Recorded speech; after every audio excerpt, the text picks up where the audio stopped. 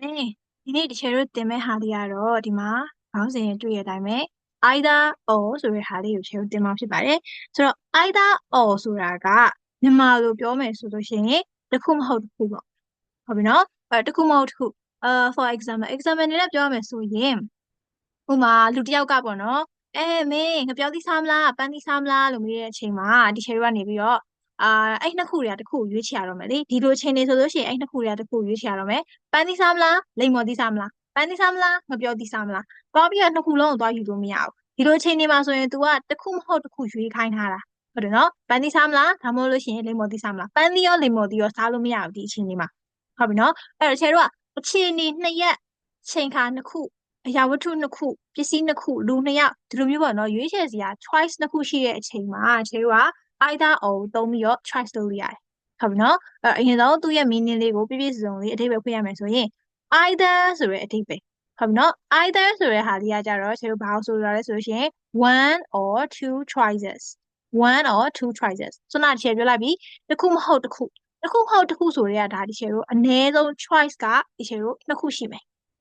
ဟုတ်ပြီနော်အဲ့တော့ either or မှာ either ဆိုတဲ့အဓိပ္ပာယ်က one of two choices one of two choices choice နှစ်ခုတည်းမှာတစ်ခုလို့ပြောလိုက်တာ choice နှစ်ခုတည်းမှာတစ်ခုလို့ပြောလိုက်တာဟုတ်ပြီနော်အဲ့တော့ either ဆိုတာက one of two choices choice နှစ်ခုတည်းမှာတစ်ခုကိုရွေးရမယ်ပန်းသီးနဲ့လိမ္မော်သီးဆိုရင်လည်းဒါ choice နှစ်ခုအဲ့နှစ်ခုတည်းမှာတစ်ခုရွေးမယ်ပန်းသီးလားလိမ္မော်သီးလားဟုတ်ပြီနော်အဲ့တော့ or ကတော့ခြေတို့ဒါငယ်ငယ်တော့တည်ပြီးသားတိုင်းပဲ or ဆိုတာကခြေတို့သို့မဟုတ်ပေါ့အဲ့တော့ဘာလို့ဖို့သုံးတာလဲဆိုလို့ရှိရင် use to connect options or alternatives အဲ့တော့သူကဘာတွေကိုရွေးခိုင်းတာလဲ use to connect သူကဘာလို့ခိုင်းတာလဲဆိုလို့ရှိရင် or ကကြတော့ဆက်ကပါဆိုတော့ either ကကြတော့ choice နှစ်ခုကိုရွေးတဲ့အခါမှာသုံးတာ or ကကြတော့အဲ့ဒီ choice နှစ်ခုကိုဒီခြေတို့ကဆက်ကမှာဟုတ်ပြီနော် use to connect two option ခြေတို့ရွေးခိုင်းထားတဲ့ option တစ်ခုကိုဒီခြေတို့ကဆက်ကတာဟုတ်ပြီနော် either ကကြတော့ခြေတို့ရွေးခိုင်းမှာ or ကကြတော့ခြေတို့ရွေးခိုင်းတဲ့ဟာနှစ်ခုကိုဆက်တာဟုတ်ပြီနော်အဲ့တော့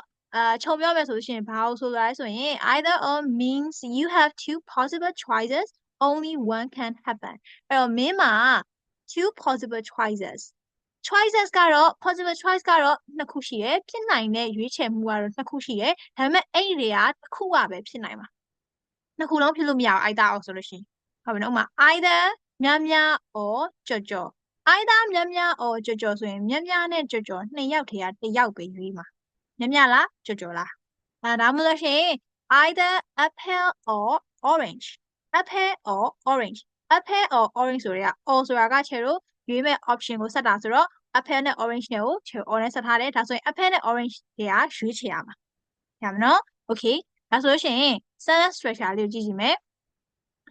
either plus first choice or second choice ဆိုလိုချင်တာက either ပြီးတော့လို့ရှိရင်ပထမရွေးရမယ့်ဟာတစ်ခုပြီးတော့လို့ရှိရင် or ခံပြီးနောက်ထပ်ရွေးရမယ့်ဟာတစ်ခုဆိုတော့ဆိုရင်ဒီချက်ပြောလိုက်တယ် either များများ or ကြော်ကြော်ဒါဆိုရင် first choice ကများများ second choice ကကြော်ကြော်ဒီလိုဝင်ရမယ်ဟုတ်ပြီနော်အဲ့တော့ exam အနေနဲ့ကြည့်မယ်ဆိုရင် you can either eat pizza or eat pasta အဲ့တော့ဘာနဲ့ဘာနဲ့ကိုရွေးခိုင်းတာလဲဆိုရှင်ရှေ့တို့ဒီမှာ or နဲ့ဆက်ထားတယ် or နဲ့ဆက်ထားပြီဆိုလို့ရှိရင် तू ကပီဇာကိုစားမလားဒါမှမဟုတ်လို့ရှိရင် pasta ကိုစားမလားဆိုပြီးတော့ तू ရွေးခိုင်းတာဟုတ်ပြီနော်အဲ့တော့ either ဆိုတာကရွေးရမယ်တဲ့ဘာနဲ့ကိုရွေးရမလဲဆိုလို့ရှိရင်ဒီမှာ or ခံထားတဲ့အကောင်နှစ်ခုကအရှိ or ခံထားတဲ့အကောင်အရှိမှရှိတဲ့ဟာနှစ်ခုကိုခြေရွေးရမယ်အဲ့တော့ either ဆိုတော့ရွေးပါတဲ့ဘာကိုရွေးရမှာလဲ or ခံလိုက်ပြီ or ခံလိုက်ပြီဆိုတော့ or ရဲ့အရှိမှရှိနေတဲ့ eat pizza စားမလားဒါမှမဟုတ်လို့ရှိရင် eat pasta စားမလားဆိုတဲ့ဟာကို तू ကရွေးခိုင်းတာဟုတ်ပြီနော်ဒါဆိုလို့ရှိရင် you can either eat pizza or eat pasta ဆက်ရေးလို့ရတယ်အဲ့လိုရေးကြည့်လို့ရှိရင်ဒီချေတို့ either ကိုဒီ eat နောက်မှာသွားဆက်လဲရတယ်ဒါဆိုရင်ဘယ်လိုဖြစ်သွားမလဲဆိုရင် you can eat either pizza or pasta ဒါဆိုလို့ရှိရင်ချေတို့ choice ကpizza လား pasta လားဖြစ်သွားမှာဟုတ်ပြီနော်ဒီမှာကျတော့ तू က pizza စားမလား pasta စားမလားဆိုပြီးတော့နှစ်ခုရွေးခိုင်းတာ pizza လား pasta လားဆိုလို့ရှိရင်တော့ကျတို့ pizza or pasta ကိုပဲ or နဲ့ဆက်ရမှာဒီမှာကျတော့ pizza စားမလား pasta စားမလားဆိုပြီးတော့စားမလားကိုပါကျတို့ရွေးမှာဖြစ်တဲ့အတွက်ကြောင့်မလို့ eat pizza or eat pasta ဆိုပြီးတော့နှစ်ခုဆက်လိုက်တာဟုတ်ပြီနော်ချို့ကြတော့ပြောလိမ့်မယ်ကျွန်တော်တို့တွေ့ခဲ့ပူတာကြတော့ you can eat either pizza or pasta လို့တွေ့ခဲ့တယ်ရတယ်အဲ့လိုမျိုးလည်းရတယ်အဲ့တော့ဘာကွာလဲဆိုလို့ရှိရင် you can eat either pizza or pasta ဆိုလို့ရှိရင်ကြတော့ဒီချေတို့ကစားရတော့မယ်စားတာအောင်မှ pizza နဲ့ pasta နဲ့ကိုစားမလားဆိုပြီးရွေးခိုင်းတဲ့အချိန်ဒီမှာချေတို့ရဲ့ချေတို့ရဲ့condition ပေါ့နော်ဆိုလို့ကျင်တာချေတို့ရဲ့ choices က pizza နဲ့ pasta ဒီမှာကျတော့ချေတို့ eat ကိုပါထည့်လိုက်တယ်အဲ့ eat ကိုပါရွေးရမယ့်ကောင်နဲ့ထည့်လိုက်တယ် either အနောက်မှာလေ eat ကိုပါချေတို့ရွေးရမယ့်ကောင်ထည့်လိုက်လို့ရှိရင်သူဆိုလို့ကျင်တာpizza စားမလား pasta စားမလားဆိုပြီးတော့စားမယ်ဆိုတဲ့ဟာကိုပါချေတို့ choice တွေကိုထည့်ပလိုက်တာ condition တွေကိုထည့်ပလိုက်တာဒါနော် okay ဒါဆိုလို့ရှိရင်အဲ့လိုချင်းနေဆိုလို့ရှိရင် either or နဲ့ဆက်လိုက်တာအဲ့ဘာလို့ဆိုလိုက်တာလဲဆိုလို့ရှိရင် you have two option pizza or pasta အဲ့ pizza နဲ့ pasta နဲ့ရွေးချယ်တာနှစ်ခုရှိရဲအဲ့ဒီထဲမှာတစ်ခုကိုစားရမှာဟုတ်ပြီနော်အဲ့တစ်ခုကိုစားရမယ့်အချိန်ဒီမှာဒီလိုမျိုးပြောလို့ရတယ် okay အဲ့တော့နောက်တစ်ခုကြည့်မယ်ဆိုလို့ရှိရင်ဒါကဆွမ်းနာတစ်ချက်ပြောလိုက်တဲ့ဟာလေးပဲเนาะအချက်ပြောလိုက်တဲ့ဟာလေးကိုပဲသူကနှစ်ကြောင်းခွဲပြထားတာတကယ်တကယ်ဒီချက်တို့ပုံမှန် simple structure နဲ့ရေးမယ်ဆိုလို့ရှိရင် you can eat pizza you can eat pasta ဒီလိုကြီးနှစ်ခါကြီးပြောနေကြမလို့ကွာတိလားပုံမှန်ဆိုလို့ရှိရင် you can eat pizza you can eat pasta ဆိုပြီးတော့ချက် basic လောက်ပဲတစ်ခါဆိုဒီတိုင်းပြောမယ်ဒါဆိုရင်ချက်စာကြောင်းရဒုံးတီဖြစ်နေသလိုမျိုးစဉ်းလုံးမချောဘူးဟုတ်ပြီเนาะအဲ့ချိန်မှာချက်တို့က either or လေးနဲ့ဆက်ကြည့်လိုက်မယ်ဒါဆိုရင်ဘာဖြစ်သွားမလဲဒီမှာဆိုရင် you can eat pizza you can eat pasta ဒီမှာချေတို့ပုံမှန်စဉ်းစားကြည့်မယ်ဆိုလို့ရှိရင်ချေတို့ဆက်ကမယ့်ဟာကpasta ပြီးတော့လို့ရှိရင်pizza နဲ့ pasta ဆိုပြီးနှစ်ခုပြောလို့ရတယ်လို့ဒါမှမဟုတ်လို့ရှိရင် eat pizza eat pasta ဆိုပြီးတော့လည်းပြောလို့ရတယ်ဒါဆိုရင်တကယ်လို့တချေတို့ရေးမဲ့ဟာတချေတို့ choice လုပ်မဲ့ဟာက eat pasta eat pizza ဆိုပြီးတော့နှစ်ခုဖြစ်နေမယ်ဆိုလို့ရှိရင်တော့ချေတို့ either or ဆိုတဲ့ဟာလေးကိုပေါ့နော် either or ဆိုတဲ့ဟာလေးကိုဒီ eat pizza နဲ့ eat pasta ဆိုတဲ့ဟာလေးကိုစက်ကမယ်တကယ်လို့ချေတို့ကထားလိုက်ပါတော့ဒီ you can eat လေးကချေတို့ဘုံတူနေရပေါ့နော်ချေတို့ you can eat လေးကစားနိုင်မယ့်ဟာလေးရွေးရမယ့်ဟာက pizza နဲ့ pasta ပဲဆိုလို့ရှိရင်တော့ချေတို့ pizza နဲ့ pasta ကိုပဲ either or နဲ့စက်ကမယ်ဟုတ်ပြီနော်အဲ့တော့တကယ်ဟောဖြစ်လို့ရှိရင်အလွယ်မှတ်လို့ရတယ်ဘယ်လိုလွယ်မှတ်မလဲဆိုရင်ချေတို့ either or ဆိုတာကအရှိမချေတို့ရှင်းပြခဲ့တယ် not only but also နဲ့ထပ်ဆင်ပဲဟုတ်ပြီနော်ဒါပေမဲ့ not only but also ကကြတော့သူကနှစ်ခုလုံးကိုရွေးခိုင်းတာသူကကြတော့တစ်ခုမဟုတ်တစ်ခုပဲရွေးခိုင်းတာလောက်ကတဲ့ပုံစံကတော့ not only but also နဲ့ထပ်ဆင်ပဲတူတာတွေကိုတစ်ခါတည်းလုပ်မယ်ပြီးရင်မတူတာတွေကို not only but also နဲ့ဆက်မယ်ဆိုပြီးတော့ရှေ့လက်ချာတော့တင်ခဲ့ဘူးတယ်ဟုတ်တယ်နော်တူတာတွေကိုတစ်ခါပဲရေးဆိုတော့ဒီမှာဆိုလို့ရှိရင်တူတာဆိုလို့ရှိရင် you can eat ကတူနေတယ်မတူတာကြတော့ pizza နဲ့ pasta နဲ့ကမတူဘူးဒါဆိုရင်တူတာတွေကိုတစ်ခါတည်းရေးမတူတာတွေကိုအရှိမ either sorry not only but also နဲ့ဆက်လို့တစ်ချက်ပြောခဲ့တယ်ဒီမှာလည်းအဲ့လိုပဲလုပ်လို့ရတယ်တူတာတွေကိုတစ်ခါတည်းရေး you can eat တူတာတွေတစ်ခါတည်းရေးပြီးရင်မတူတာဖြစ်တဲ့ pizza pasta ဆိုတဲ့ဟာလေးကို either or နဲ့ဆက်အဲ့တော့လုပ်ပုံလုပ်နည်းကတော့တူတူပဲဒါပေမဲ့ not only but also ကကြတော့နှစ်ခုလုံးကိုစားမှာတကယ်လို့ဒီနေရာမှာ you can eat not only pizza but also pasta လို့ပြောလိုက်မယ်ဆိုလို့ရှိရင်ဒီချက်တို့ရဲ့ choices ကနှစ်ခုလုံးကိုပြောတာဟုတ်ပြီနော်ဒါပေမဲ့ either or နဲ့ဆက်မယ်ဆိုရင် you can eat either pizza or pasta လို့ဆက်လိုက်မယ်ဆိုလို့ရှိရင်ကျတော့ cherry choices ကတစ်ခုပဲဖြစ်နိုင်တော့တာဟုတ်ပြီနော်တစ်ခုပဲဖြစ်နိုင်တော့တာဒီ choices နှစ်ခုထဲမှာ cherry choice တစ်ခုပဲဖြစ်နိုင်တော့တာ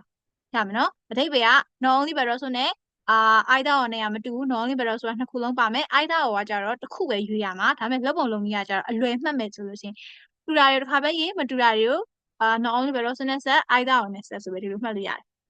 ဟုတ်ပြီနော်တကယ် rules အနေနဲ့ပြောရမယ်ဆိုလို့ရှိရင်ကြတော့ either or ဆိုတာကအခြေအနေနှစ်ရက်ရှိတယ်အခြေအနေနှစ်ရက်အမြဲတမ်းပါမှာဟုတ်ပြီနော်အခြေအနေနှစ်ရက်အကြောင်းအရာနှစ်ခုပစ္စည်းနှစ်ခုဒီလိုမျိုးအမြဲတမ်းနှစ်ခုပါမှာတစ်ခုတည်းကမှ तू ကတစ်ခုကိုရွေးစေချင်တာဒါကြောင့်မလို့တချို့တို့ပါနေတဲ့အခြေအနေနှစ်ရက်ကို on နဲ့ဆက်ပြီးတော့ဘာရွေးမလဲဆိုပြီးတော့မေးချင်တဲ့အတွက်ကြောင့်မလို့ရှိမှ either လေးထည့်တာဒါဆိုလို့ရှိရင်ဒီနေရာမှာချေတို့ you can either eat pizza or eat pasta လို့မပြောချင်လို့ရှိရင်ဒီမှာရှိတဲ့ either လေးက pizza နဲ့ pasta နဲ့ကိုပဲဆက်လို့ရတယ်အဲ့တော့အဓိပ္ပာယ်ကဘယ်လိုရေးလို့ရသေးလဲဆိုလို့ရှိရင် you can either eat pizza or eat pasta လို့မရေးချင်ရင်အဲ့တော့ဘယ်လိုရေးလို့ရမလဲဆိုရင်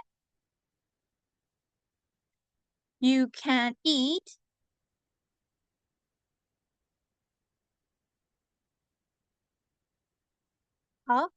sorry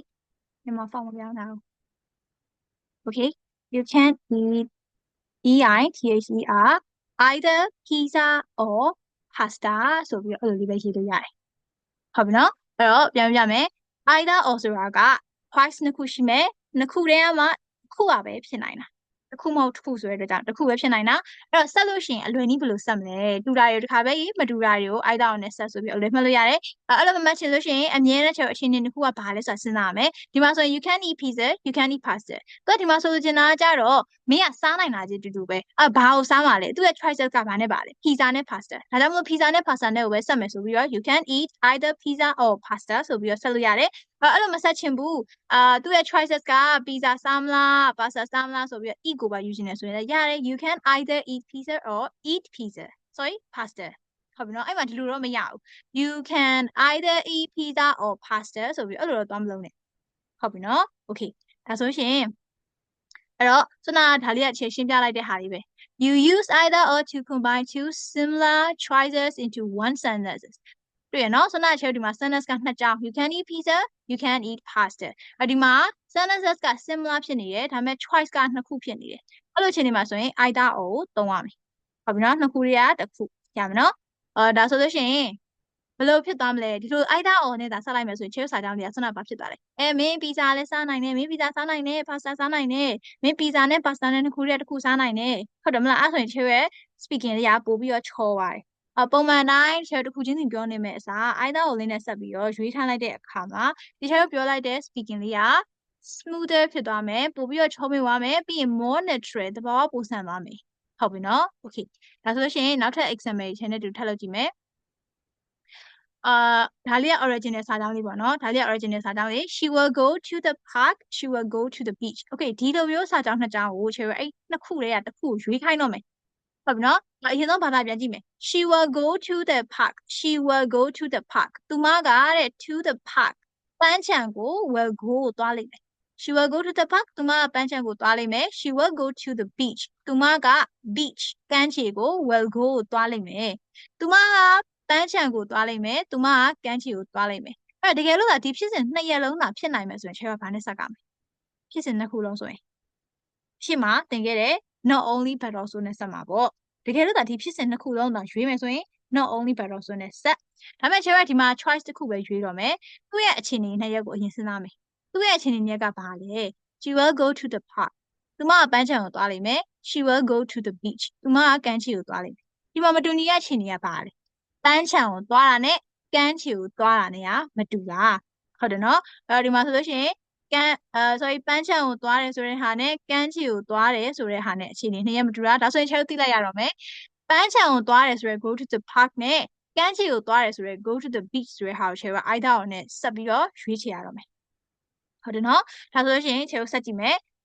ချဲပြောသလိုအလွယ်နည်းမှတ်လို့ရတယ်တူတာတွေတစ်ခါပဲရေးမတူတာတွေကို either or နဲ့ဆက်ဆိုပြီးတော့ရေးလို့ရတယ်အဲ့ဘယ်လိုရေးမလဲshe will either go to the park or ဒီ go to ကထည့်လို့ရတယ်မထည့်ချင်လည်းရတယ်ဟုတ်ပြီနော် go to the park or ဒီကနေ့ကျတော့ဒီနေရာမှာလေ to လေးရောပြန်ထည့်ပေးရမယ်ဒါလည်းဆိုတော့ချဲတို့က preposition တွေပေါ့နော် preposition လို့ခေါ်တဲ့အကောင်တွေ article လို့ခေါ်တဲ့အကောင်လေးဆိုလို့ရှိရင်ချဲတို့ကပြန်ထည့်ပေး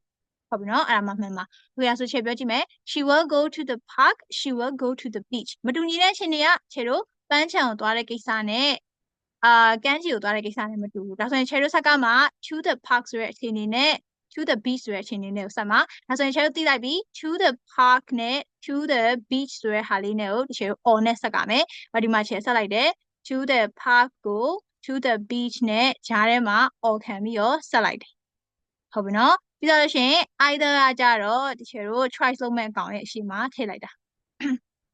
ဟုတ်ပြီနော်အဲ့တော့she will go either to the park or to the beach လို့ရေးလို့လည်းရတယ်မရေးချင်လို့ရှိရင် she will either go to the park or to the beach ဒီနေရာမှာ go ထည့်မယ်ဆိုလို့ရှိရင်ဒီနေရာမှာလည်း ချေ go လေးပြန်ထည့်ပေးပေါ့ဟုတ်ပြီနော်ပြောပြမယ် she will either go to the park or go to the beach လို့ရေးချင်ရေးမရေးချင်လို့ရှိရင်အပေါ်ကလိုမျိုးပဲရှင်တော့ကျွန်တော်ထပ်ရေးပြမယ်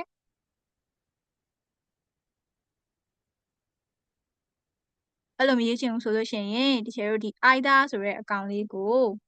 to the park နဲ့ to the beach နဲ့ကိုပဲရွေးခိုင်းမယ်ဟုတ်ပြီနော်အဲ့တော့အဲ့ဒါဆိုရင်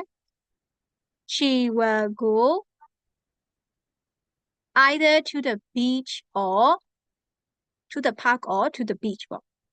she will go either to the park or to the beach ဆိုပြီးတော့လည်းရေးလို့ရတယ်အဲ့တော့ဒီလိုမျိုးနှစ်ကြောင်းလုံးရေးလို့ရတယ်နော်နှစ်ကြောင်းလုံးမှန်တယ်အဲ့တော့ပြောပြမယ်ချဲတို့ဒီမှာစက်ကမှာ she will go to the park she will go to the beach အဲ့တော့အလွယ်နည်းနဲ့ပြောရမယ်ဆိုလို့ရှိရင်တော့ချဲစွမ်းနာပြောတဲ့အလွယ်နည်းနဲ့ဆိုရင်တော့တူတာရတစ်ခါပဲရေးဆိုတော့တူတာရသည် she will go ကတူတယ်အဲ့တော့တစ်ခါပဲရေးလို့ရတယ်ဟုတ်ပြီနော်ဒီမှာတစ်ချက်ရေး to တူလဲတူတယ်လေ there လဲတူတယ်လေဆိုတော့အဲ့လိုလုပ်လို့မရဘူးချဲ preposition လို့ခေါ်တဲ့ကောင်နေနဲ့ article လို့ခေါ်တဲ့ကောင်နေနဲ့ကိုချဲတို့အဲ့လိုမျိုးကြီးသွားပြီးတော့တူရဆိုပြီးဖြုတ်လို့မရဘူးအဲ့တော့ချဲတို့ကဘယ်ဟာကိုဆက်မှာလဲ to the park to the beach အဲ့လိုဆက်မှာလားမဆက်ချင်လို့ရှိရင် go to the park go to the beach ဆက်မှာလားအဲ့လိုမျိုးလေးပဲဆက်လို့ရမယ်ဟုတ်ပြီနော်ဒါဆိုလို့ရှိရင်ချဲတို့အလွယ်နည်းပဲမှတ်လိုက်တော့မယ်အလွယ်နည်းမှတ်မယ်ဆိုရင်တူရရတစ်ခါပဲရေးဆိုတော့ she will go တစ်ခါတူရတဲ့ကြောင့်လို့ she will go ကိုတစ်ခါလေးရေးလိုက်မယ်ဒါဆိုရင်ချဲတို့မတူတဲ့ဟာပါလေ to the park နဲ့ to the beach နဲ့မတူတာအဲ့တော့မတူတဲ့ကောင်တစ်ခုကိုချဲတို့ဒီပုံစံတိုင်းစဉ်းစားမယ်ဆိုလို့ရှိရင် either အောင်နဲ့ဆက်လိုက်မယ်အဲ့တော့ to the park to the beach ကမတူတဲ့အတွက် to the park to the beach ကို either အောင်နဲ့ဆက်တော့ either to the park or to the beach ဖြစ်သွားမယ်အဲ့တော့ခုနကတူနေတဲ့ she will go ဆိုတဲ့ဟာလေးကိုရှေ့မှာပုံရေးလိုက်တယ်အဲ့တော့ဒီမှာ she will go ပြီးရင် to the park to the beach ကို either အောင်နဲ့ဆက် either to the park or to the beach လို့ဖြစ်သွားတယ်ဟုတ်ပြီနော်ရတယ်အဲ့လိုမရေးချင်ဘူးဆိုပြီးတော့ go ပြန်ထည့်ချင်တယ်ရတယ်ထည့်လို့ရတယ် she will either go to the park or go to the beach အဓိကကတော့တကယ်လို့ go to the park go to the beach ကိုဆက်ချင်တယ်ဆိုလို့ရှိရင် either go to the park or go to the beach ဖြစ်မယ်တကယ်လို့ဒါ to the park to the beach ကိုပဲဆက်မယ်ဆိုလို့ရှိရင်တော့ either to the park or to the beach ဖြစ်မယ်ဟုတ်ပြီနော်အဲ့တော့ပြန်ပြမယ်ပထမအခြေအနေတစ်ရက်ကကြတော့ဒီချက် go to the park go to the beach ကို either အောင်နဲ့ဆက်ထားတာ she will either go to the park or go to the beach ဒုတိယတစ်မျိုးကကြတော့ဒီချက် to the park ကနေပဲဆက်ထားတာ to the park to the beach ဒါဆိုရင် she will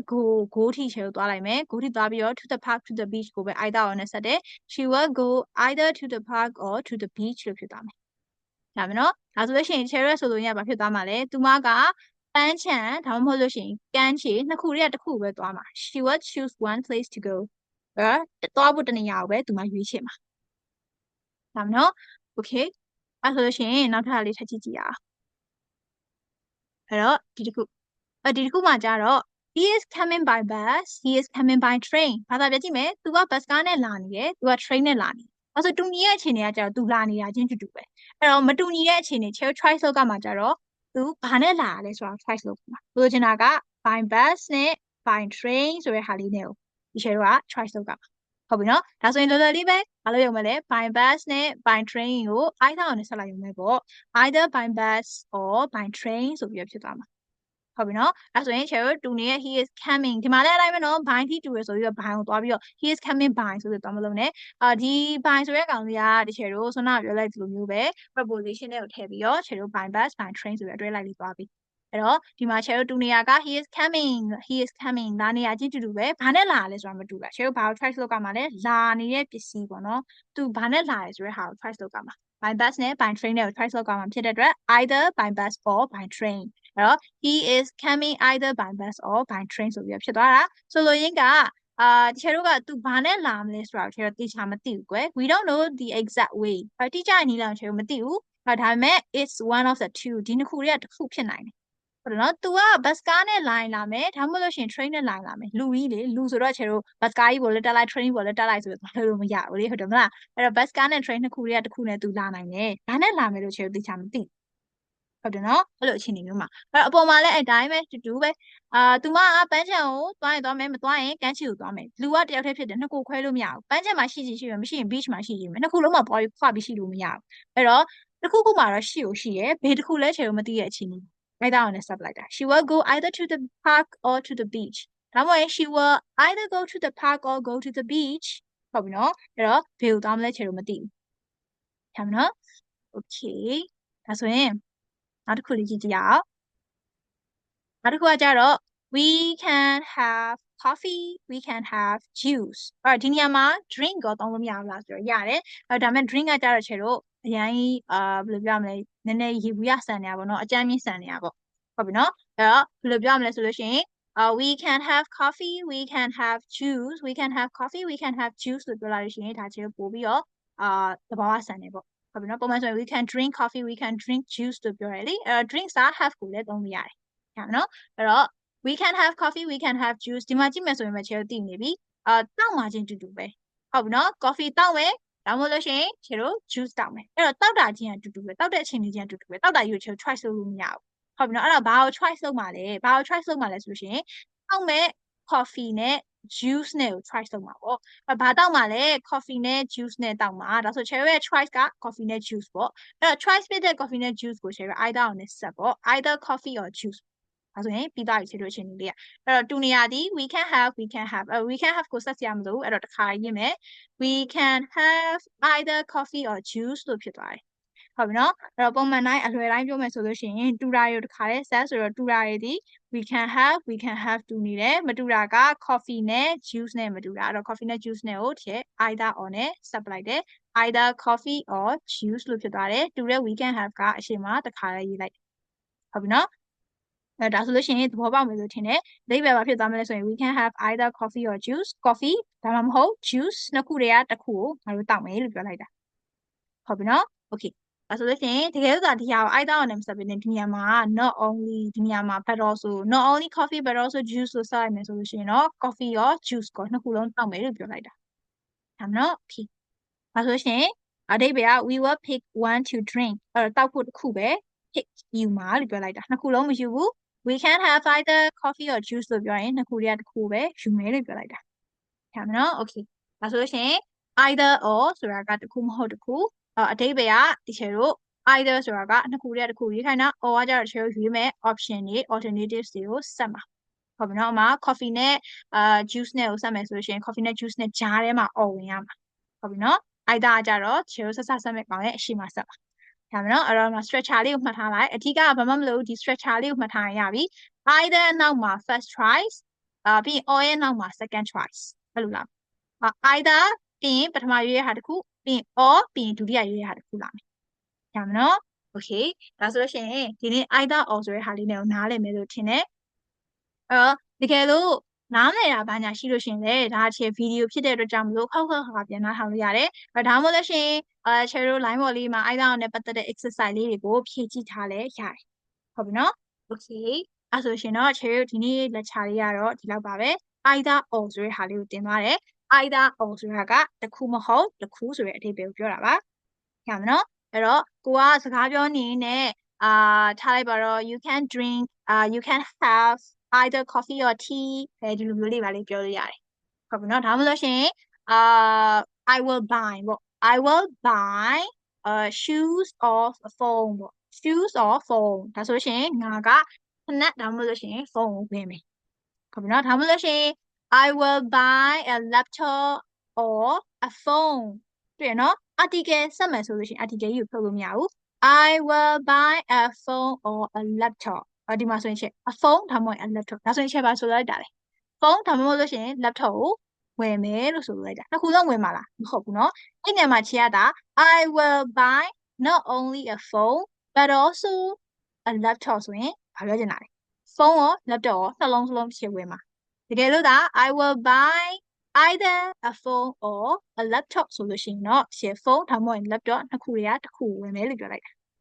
ဒါဆိုတော့ပါမနော် okay ဒါဆိုရှင်တော့ဒီနေ့ either or လို့နားလည်မယ်လို့ထင်ပါတယ်ဆိုတော့နောက်ထပ်ဗီဒီယိုမှာနောက်ထပ် lecture lesson တစ်ခုထပ်တင်ပေးပါမယ် okay bye bye have a nice day